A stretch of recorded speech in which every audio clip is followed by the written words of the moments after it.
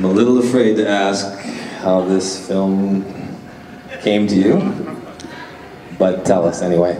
I sat in a Philadelphia diner years ago and I watched an entire family have dinner for over an hour and not say a word to each other.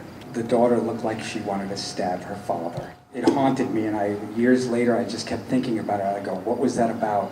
And this is Fortunato, my DP, Alexandra Nichols, and Taylor Nichols. What motivated the cuts? You know, because it's silent most of the time.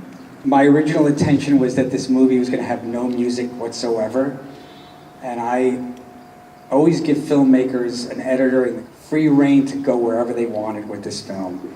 But then I went back, this must have been 10 different cuts till I was satisfied. To me, this was all about moments, and I had to hit beats. Stop it! I can't imagine doing this this kind of story with anyone who wasn't my daughter. It was a very difficult project to work on. Alexandra is my daughter, and it was her first project. And someone had asked that before about how you felt about doing it, and I think the answer is I couldn't see anyone else doing it with her except me.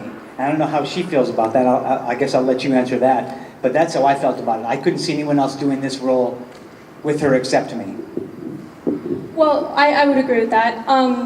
It was a bit awkward, but like I said, if it, I mean, come on. Okay.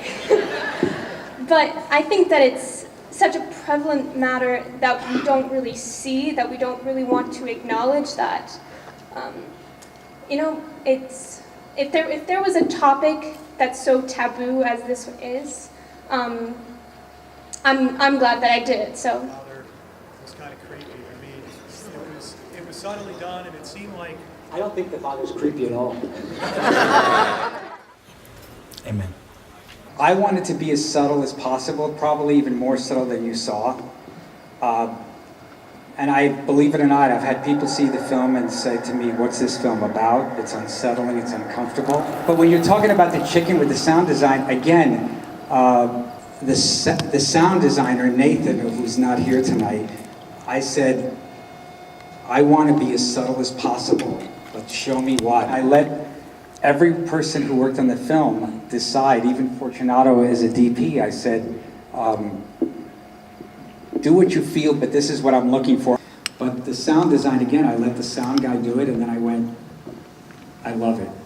Just curious, like, how did you think of that? Because to think that a father eating ice cream would make me think that he's a rapist that's a pretty brilliant decision, but I don't know how you got there. I did write an ice cream scene, but then when Taylor ate the cherry, my entire crew gasped. And they basically said, are you keeping that in?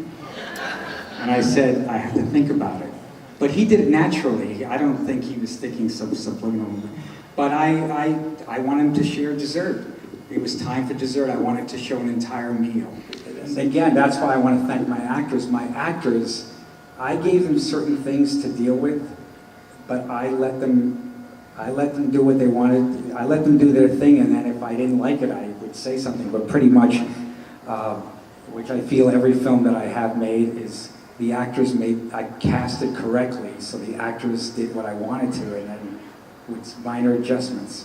About the coloration, it looks like it's in the 60s or something. Well, you know, the most difficult thing about this movie was, believe it or not, finding the right diner that felt like the East Coast so it really wasn't, but I think that question might be asked to my DP. We just lit the table to match the rest of the joint, and George's cue had always been to make it look as natural as possible, as if we just walked in and shot without doing anything at all. So that's the place, kind of. There's a bit of green in the fluorescent CFLs, but that's just the way the place looks. Really.